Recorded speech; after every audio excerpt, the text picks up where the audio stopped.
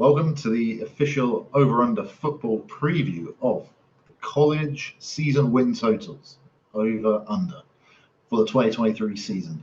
I did this by myself last year, but pleased to say Mike's joining me for this go around this year, and looking forward to it, Mike.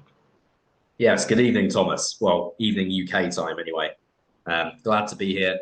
As you mentioned, this is probably your area of expertise more than mine, but I have done some swatting up ahead of time, so hopefully I can bring some insight to the proceedings. Having some technical issues my end, so you just have to deal with my dulcet tones and no picture, unfortunately. Well, that's fine, Mike. I'll rely on you to pull up the odds if you don't mind getting the share on, and then we can run through the conferences from there. Always a fun one, and I think you're going to enjoy this as well because there's some big programs that you're not really too convinced by, which I enjoy, and I echo that sentiment. So why don't we start? Let's start where the money is, as they say in America, in the SEC, the ye old SEC, because there's a really smelly one here that neither of us like too much, Mike, and that's LSU. They're over under. So it's set at 9.5 for the season. 9.5 for the season. Okay, I'll just bring up their record here. So it's my first time using footballschedules.com, Tom, which seems to be your weapon of choice here. So I'll bring up their schedule. I mean, I just obviously they recruit so many 5-star athletes, LSU, that they're always going to be there or thereabouts. But the SEC is so competitive, and they never have the quarterback in play, other than obviously that 1 year with Joe Burrow, who famously was a transfer from Ohio State anyway. They don't really develop quarterbacks, and in the SEC, I would have thought that would have been pretty prohibitive to your chances of winning that many games. I don't know what you think. Yeah, absolutely. I think the team I'm going to look at for the over has developed a quarterback who's pretty decent. LSU was stuck with Jaden Daniels again. He didn't flatter too well last year. I mean, you never know what an off-season under his belt would do, but if we have a look at the schedule as well, that's a grueling opening start there for LSU against the Florida State Seminoles at Camping World Stadium in Orlando, Florida. Mike, that's one that could go either way, I think. Yeah, but it's a neutral site, but it's still in Florida, which you'd have to think suits the Seminoles there. And then you look at some of these other games. I mean, Arkansas, the over/under for Arkansas is set at 7.5. So that's an early. Yeah, that's going to be a tough game on the road. And then obviously the Rebs. Sorry, they've got it home. Yeah, and the Rebs are nationally ranked here at number 22. And then even Army games against the service colleges can be really tricky, to say the least. It does soften up the schedule down the back straight, but I don't know. I think it's I don't know. At Alabama and then Florida and finishing off at the Aggies. I don't know. I mean, what you're asking them to lose 3 games for this under to come in, and I think that's very doable here. We're looking at them maybe losing the first game, probably going to lose at Alabama, and then Texas A&M, Florida, Arkansas, all of those. One of those could be a loss, and then you've got your bet. It seems pretty safe to me. At Ole Miss as well. I mean, yeah. It's not going to be easy. There'll be a high-flying game there, a shootout, I'm sure. I'm happy taking the under there, Tom, for sure. So I think you made your point well. I don't really see where the value would be on the over with the Louisiana State team. No, a bit too much hype for the big program, I think, as you said. Very happy on the under. If you wouldn't mind clicking on the Arkansas Razorbacks, Mike, because that's going to be my over for the SEC.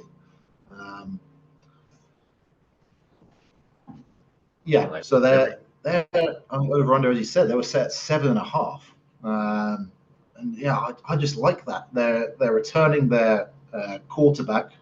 His name escapes me, but he's a real threat on the ground as well as through the air. It's a big lad, about 250 pounds as well. And then these are kind of quarterbacks who can succeed in the SEC, certainly against some of these better defenses with that running threat as well. So, I just think their schedule it favors them getting 8 wins. I think this could be a team we're seeing challenging the title. And I mean, if we have a look here, the first 3 games might be nailed on wins to me. Yeah. I mean, there's no doubt about that. And then we got that tough game at LSU. Could go either way.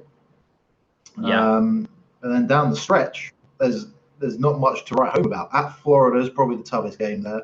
Auburn are a shell of the team they were. They've got the FIU Panthers and then the Missouri Tigers to finish. So to me, I can see them winning at least 6 games. But I think that the quality of the quarterback play just makes me think that in some of these tougher games, potentially at LSU versus the Aggies, that they can pull off wins. So I like over 7.5 there. I'm not as confident as you are, but I do absolutely see where you're coming from. This back 4 they're going to win. I watched a lot of Florida Gators film when I was watching Anthony Richardson in this draft cycle, and I can assure you they have nothing on offense whatsoever. They have no receiver talent at any position, at least unless they get a hell of a recruiting class in this year. So I would imagine they're going to win the back 4 and the front 3, as we've both said. So then they need to pick up 2 wins in this middle section. And look, they are all tough. So just 1 win. Just 1 win. Yeah, no, you're right. No, when you do that math, you'd think they probably have it here at home against the Mississippi State Bulldogs. Although if they've lost 4 in a row here, that might feel like a bit of a tougher prospect when it actually comes to pass. But I can see that. Sure. No, I think the coach Pittman, he's got him playing good ball. It's quite a solid program he's built there now. And like I said, KJ Jefferson is the quarterback's name. His name escaped me. 6'3", 250, a very prototypical quarterback there to run some QB powers with, which should be quite enjoyable. He actually got injured last year, and they went on a bit of a downturn. But when he was playing, I believe they almost beat Alabama in the Bama game with him. So, yeah, I think the sky's the limit for Arkansas football this year, and I'll be going over. Interesting. No, I can definitely see where you're coming from with both of those. So, no, good calls, I think. Shall we do the Big Ten next, do you think? Yeah, go on. Yep, the consensus second biggest conference. Yeah, let's start with the 2 big conferences, shall we? I think we're going to go with 2 unders, actually, Mike, because we weren't convinced by either of these teams in a league that often beats up on itself, as we've said before. Where should we start? We should start with Iowa first. Let's go with Iowa. Okay, start with the Hawkeyes. Now, season wins are 7.5 for Iowa. I believe they won 7 last year. And yeah, this is just a program that's to say they're in a bit of turmoil might be an understatement with a points per game contract put on Ferentz Jr. here, the offensive coordinator, scored 25 points a game. Doesn't seem like the best start to a season when you had that sort of stuff going on. And this was probably the worst offense to watch in the Power 5 last year, with maybe the best defense. But certainly some of these games, you're going to see them struggle. A lot of these games, even the games against Rutgers, Purdue, the Golden Gophers, I'm sure they'll be 1-score games. And I just really can't trust Iowa to win 8 games with a schedule.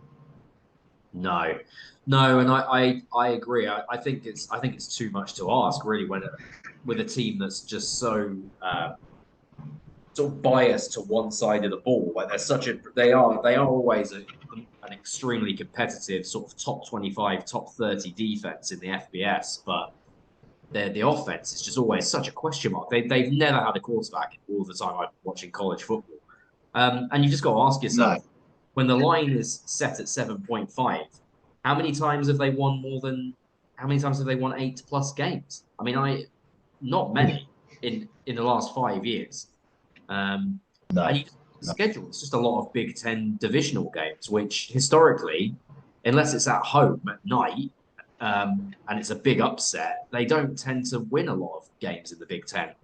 Obviously, they're going to beat the No. Utah State Aggies and the Western Michigan Broncos, you'd expect. But you know, the one thing that is But giving me then, yeah, the only thing I would say, I'm a little less confident now that I've seen the state that the Cyclones are in this season, with yeah, five of their players being. We might touch on this later, but five of their players being ruled out for betting, including their starting quarterback. So that I probably had that pegged as their first loss of the year, and now I wouldn't be so sure. yeah. I think for the last 5 or 6 years, those have been like 3-point games. All of Yeah, those were derbies. So, yeah, even with the suspensions, I can't see Iowa running away with things there. So I'd still be, I don't know, I'd still back Iowa State, I think. yeah, yeah. Oh, an absolute slobber knocker against Michigan State there on the 30th of September. That will be an Right. all defensive affair in Iowa Yeah. City. Goodness me, that that'll be a low scoring one. So yeah, fundamentally, I agree with you. I'm not thrilled about that. For them, I think the under would be where I'd have my money if I was going to have money on it. Yeah, I mean, I can see if they picked up a streak of form. There's definitely winnable games on there for them. That's back stretch is very winnable. Northwestern, Rutgers, Illinois, Nebraska. Depending on the state, some of those teams could be in turmoil at that point of the year. Yeah, So they could, but again, Iowa's not a team that's going to sweep 4 opponents in Big Ten play. Right? They just don't do it. great. So yeah, I'm going to go under. It might not be one I go hugely on, but certainly feel more comfortable on the under than the over there. Yeah. We Yeah, do have another one to do in the Big Ten, but I have an honourable mention for the Big Ten because it is probably the college conference that I know the most about. So the Penn State Nittany Lions was an interesting one for me, Tom. The line that I saw is 9.5 wins for Penn State. yeah, Um, people love them. they are playing, and we were talking about this before we jumped on this call. They're playing a first-time starter. Now he is a five-star recruit and a Yeah, big athletic freak apparently. But this will be his first time starting college football. And to have them nationally ranked at 7 with an over/under for wins at 9.5 just feels a bit generous to me. I don't know what you think about that. yeah, I do. I probably agree with that. There's a lot of hype about them because of the quarterback prospect. I mean, as much as people deride the quarterback who used to play there, I forget his name now. John Clifford. Wasn't Trace McSorley, it was the other guy. But I think he was there for about 6 years. He was functional at quarterback, and he actually played all right in some of those big games. So I feel like the level of play isn't going to be that much better, probably at the start at quarterback. And yeah, it's other than Ohio State and Michigan, it's hard to back anyone else in the Big Ten. The amount of games they have to play in the bad weather and stuff. It's I wouldn't. I agree with you. I wouldn't put money on Penn State to get 10 wins in the season. That's asking a bit too much.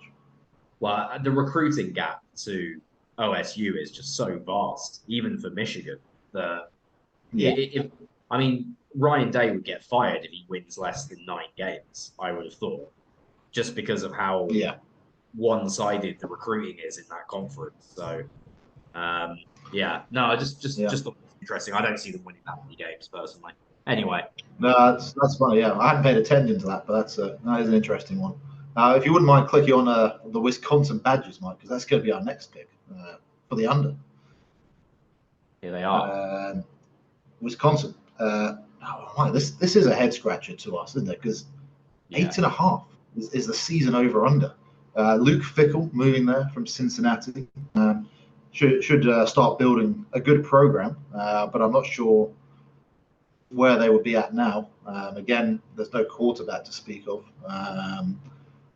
I think he can get the defense playing well, but they traditionally have a good defense anyway.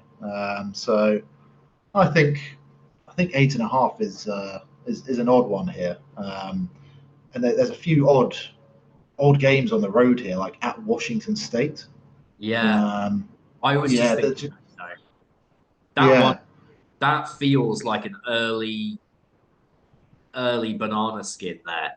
Like the sort of speaking of talent gaps, there is a big talent gap between Wisconsin and Washington State, but on the road on the West Coast, I just Yeah, with these packed Pac-10 teams that have been left, Pac-12 teams, sorry, that have been left behind.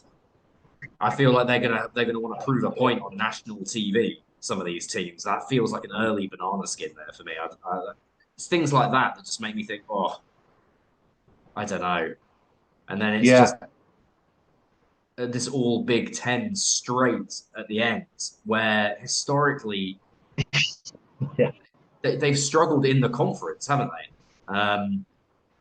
Which obviously they brought yeah, Rick, as you say, who we both rate very highly as a college coach. But I don't know. I mean, yeah. obviously there'll be Rutgers, but then this stretch here just looks brutal down towards the end of the season, finishing away in Minneapolis in on the 25th of November. I mean, that'll be the frigid tundra of a game. Yeah, it'll be bad.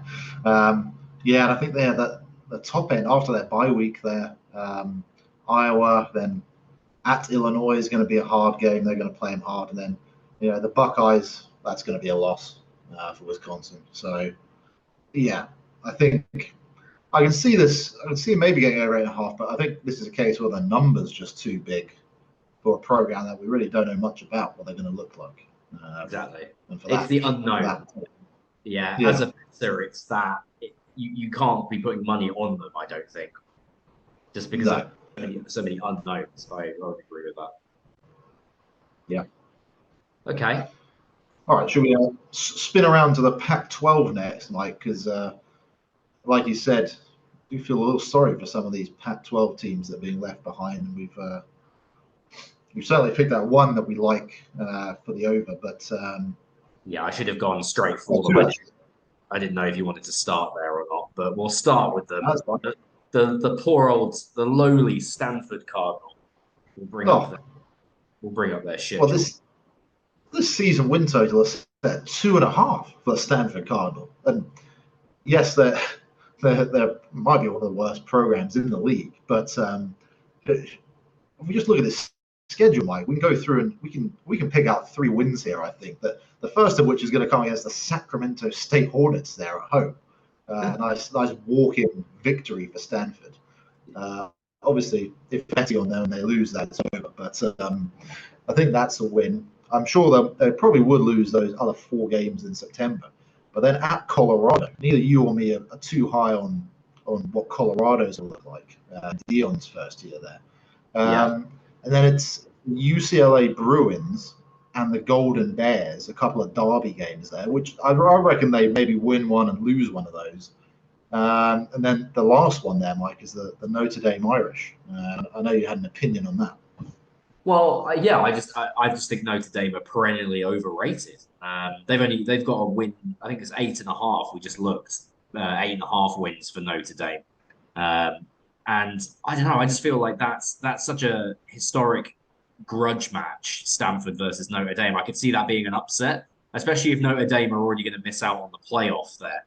If they Yeah, normally, typically in my experience, Notre Dame have already lost a skin full of games by that point, and they've started playing young players and waiting for next year. So you could easily see Stanford just in their own house, just coming in with the upset there, just oh, to yeah, finish the season off.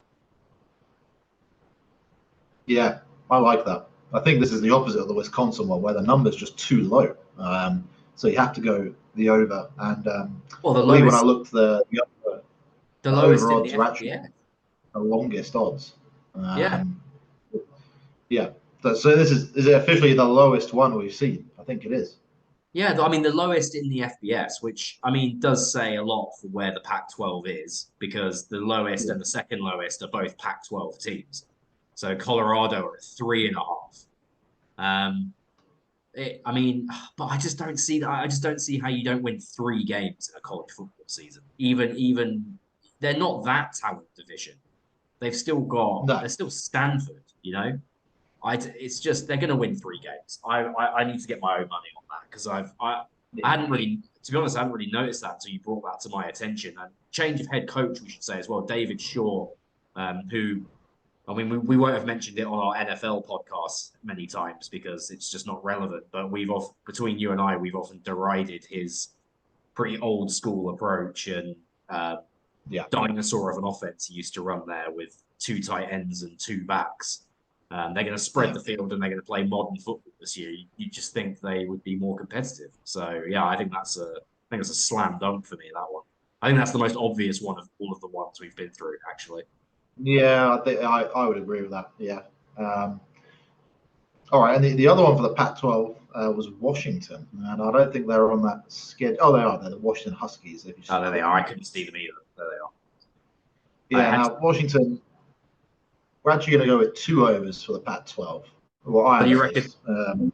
What do you reckon to week 1, Tom? Well, Boise aren't the program they used to be. I think the defense still looks good for my Broncos, but offensively, they're not going to be able to hang with Washington with Penix at quarterback slinging it around up there in Husky Stadium. So they could play them close, but I think that's a win. And might be considered a good win when people look at this stuff coming later in the year, if indeed Washington are going to be considered, which I think they're the best team in the Pac-12, personally. So their season wins at 9.5. And I like it. And I like particularly these out-of-conference games. First of all, the Boise one, then at Michigan State. A couple of years ago, this was probably a standout fixture and a real bow in the cap. But knowing what we know now about Michigan State, it's fallen apart there quite quickly for poor Mel. And I think this is another big win here for the Huskies on the road at Spartan Stadium. So I can easily see them being 5-0 by the time September's done, and then they still need to win 5 more games here. But really, the only tough ones are probably going to be Oregon and at USC. I would say there. I really don't have a problem with any of the other ones, and I think the Oregon game's at home as well for the Huskies. So that does make a difference. Not having to travel down there to Autzen.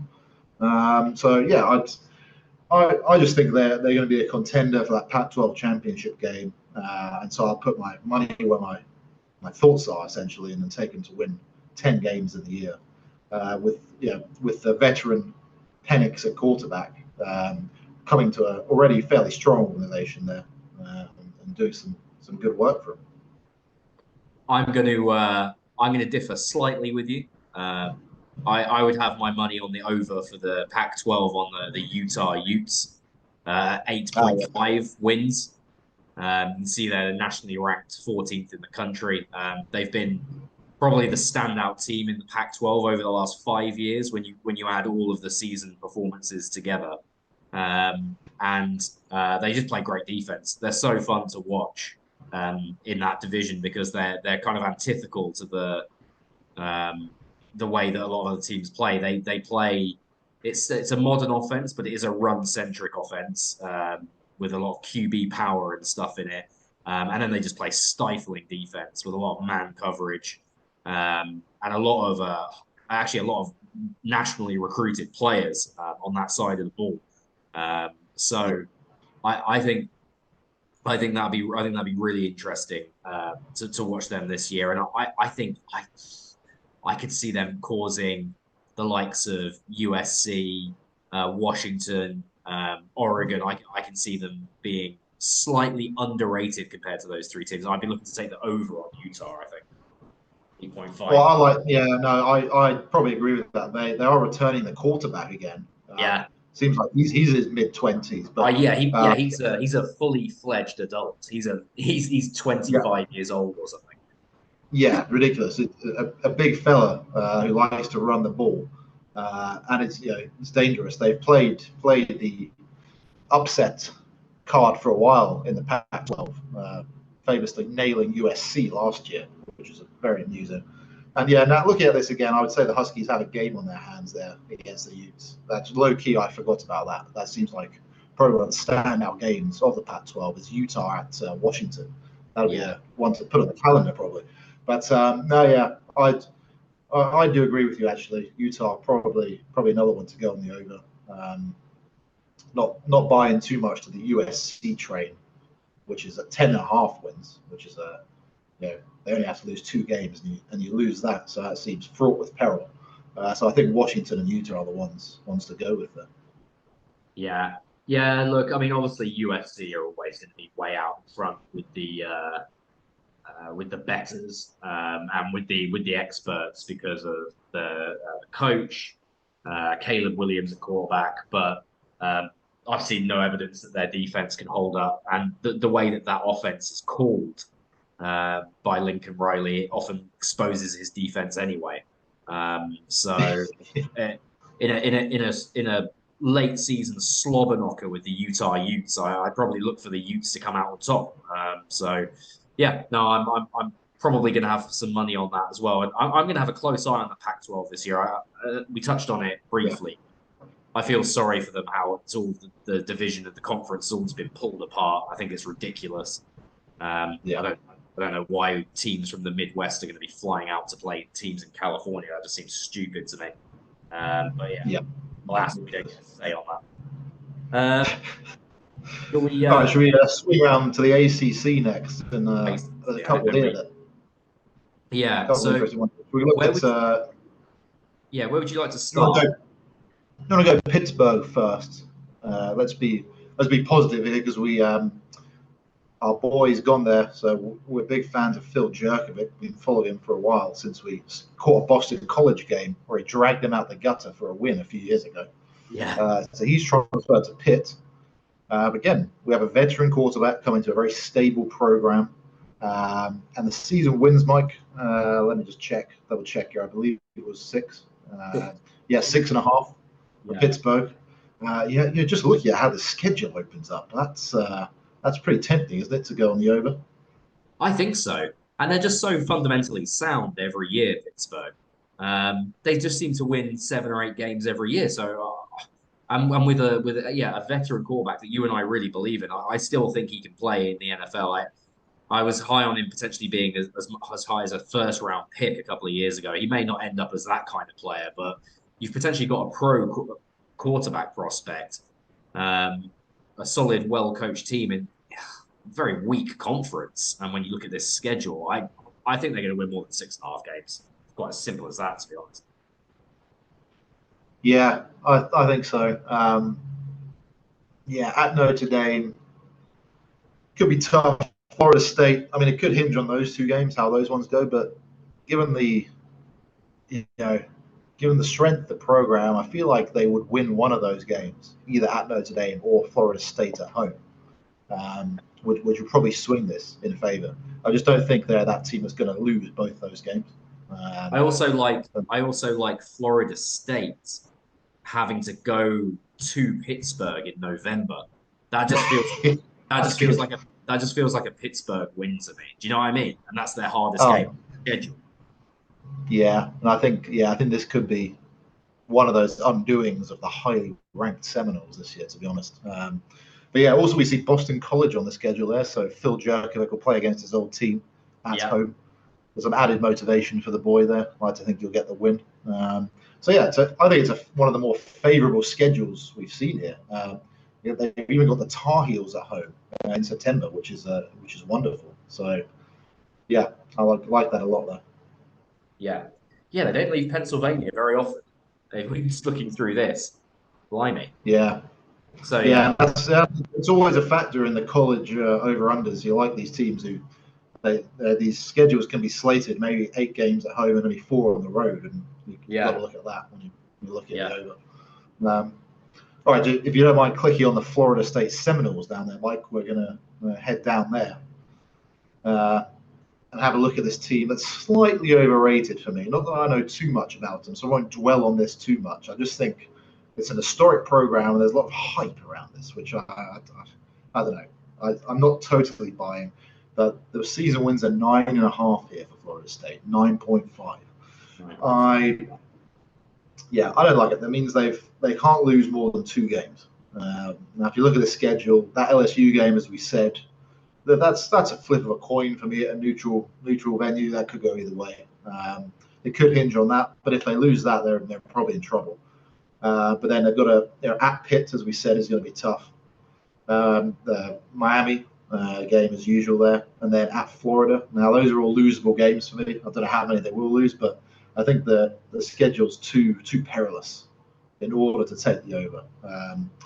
A bit too much hype, and I'll go under 9.5. Yeah, I'm not as bullish as you, but I do agree that down the stretch here is where it starts to get a little trickier. The grudge match against the Hurricanes the week after what will probably be an absolute slobber knocker in Pittsburgh. That feels like a horrible 2-game stretch for them. I think your bet and their season would probably hinge on this 2-game stretch here. Obviously, if they go in that's true. Pittsburgh, they're probably going to win more than 9.5 games, aren't they? But yeah, no, look, it feels. We didn't point out at Clemson as well there in September. Yeah, at Clemson, who are also, as you can see, top 10 ranked in the nation. So, look, I agree with you. My alarm went off as well internally. It just feels like the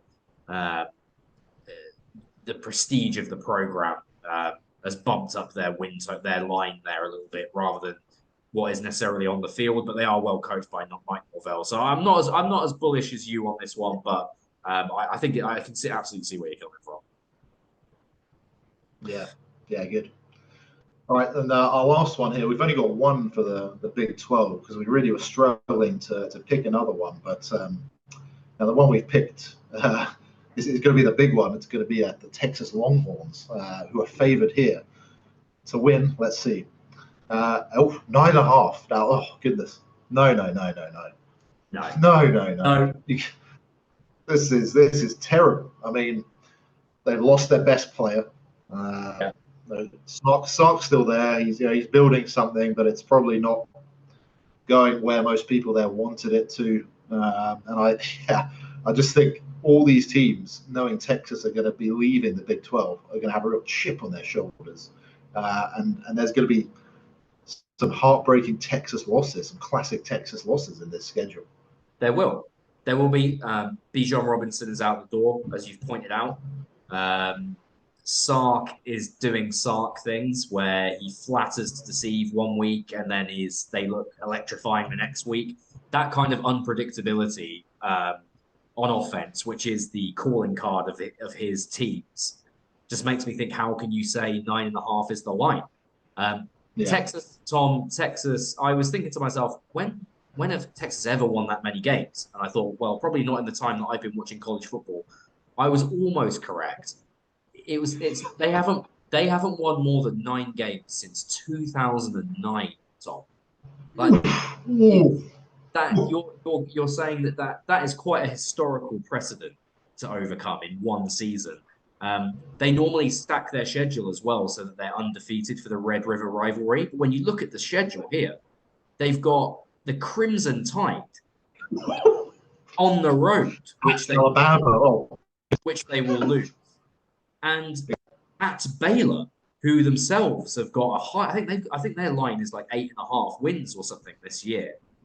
But they'll be good on defense as usual. Those feel like 2 banana skins before we even get to the Red River rivalry, which can be anything. That's a coin toss always, that game, against the two best teams in the Big 12 as well. So, look, I think they're going to lose 5 games this season. I think so. Yeah, I'd peg either maybe the K-State Wildcats to pull off the upset there, being as good as they've been lately, or the Horned Frogs. You never know. And then, I just think all these teams are playing close. The Red Raiders in the last game of the year, that could be another coin toss game. Much improved Texas Tech in the last couple of years. I agree. Again, the Cyclones have really rocked my confidence has been rocked by the Cyclones, because I was looking at the schedule earlier and I thought that was a tough game, but it doesn't look like it. But still, TCU. Yeah. I mean, TCU in November. I mean, obviously they've had a lot of losses in terms of personnel to the NFL this offseason, but they might have their shit together by November. So look, I think it's a tough schedule for me. Really tough. Yeah, definitely not enough to make you take the over there. And against the under's actually the long odds here. So the bookies are favoring Texas to go over. which is interesting. So you'd actually get more money betting against him here, which I like. So yeah, I'll be going for that. Cool. Brilliant. Well, we've got that's it. We've got 1 minute and 50 seconds, so we better sum it up and leave the good people to it, Thomas. I think. Yeah, that was good. I mean, there's a few real standouts there. I think the Stanford one is probably the most surprising to us. Yeah. Some of the others, I could see those going either way. But I feel like if we come back and look at this at the end of the year, I'm pretty confident we would have won more than we've lost on those ones.